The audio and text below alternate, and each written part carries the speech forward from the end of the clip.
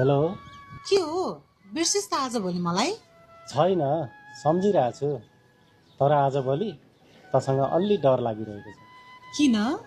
अस्ति तैँले हात समाएदेखि कता कता अप्ठ्यारो लाग्न थालेको छ पूर्णिमा। किन अप्ठ्यारो? हेर पूर्णिमा, तँलाई मैले एउटा असल साथीको रूपमा हेरेको थिएँ। तर त्यो दिनदेखि तँलाई मैले अलि फरक तरिकाले सोच्न थालेको छु। म पनि यही चाहन्छु सौगात।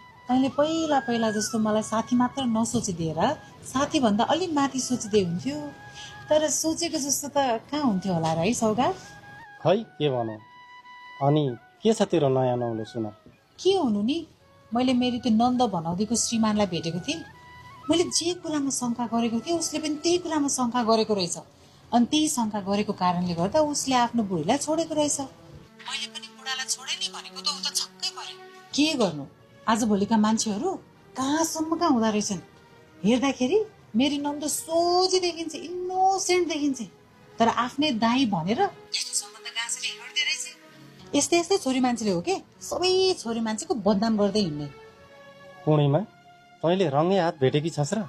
त्यो त छैन। छैन भने यसरी नभन् न त।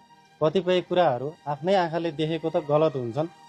झन् शङ्खाको भरमा यति ठुलो आरोप लाउनु राम्रो होइन क्या। खै मलाई त 100% हो जस्तो लाग्छ। तँलाई पो हो जस्तो लाग्छ पूर्णिमा, तर वास्तविकता अर्कै हुन सक्छ। यसरी शङ्का गरेर आफ्नो घर नबिगार पूर्णिमा। मलाई पनि त्यो केटा पहिला त तेरो लायक छैन जस्तो लाग्थ्यो। तर बिचरा एउटा पुरुषले पटक पटक आफ्नो श्रीमती अरूसँग नजिक भएको कसरी देख्न सक्छ? तर म नजिक भएको 2 पटक देखिसके उसले।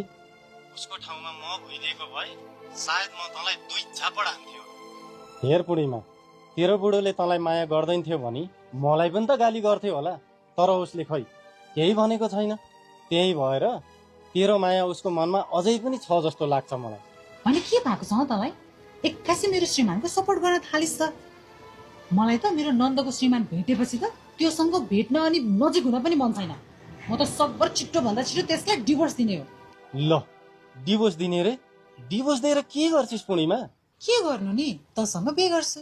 सौगात, अघि तैँले भनेको होइन, अस्ति मैले तेरो हात समातेपछि तैँले मलाई अर्कै रूपमा सोच्न थालेको छस् भनेर। हे तेरिका, मैले भन्न खोजेको अर्कै हो, तैँले बुझेको अर्कै हो। तैँले गलत बुझिस् पूर्णिमा। किन? तँ मलाई माया गर्दैनस्? माया गर्नु, मन पराउनु, साथी बनाउनु र जीवन साथी बनाउनुमा धेरै फरक छ पूर्णिमा। फेरि तँलाई थाहा छ त म मेरी आमालाई कति मान्छु। आमाको कुरा काट्न सक्दिनँ भन्ने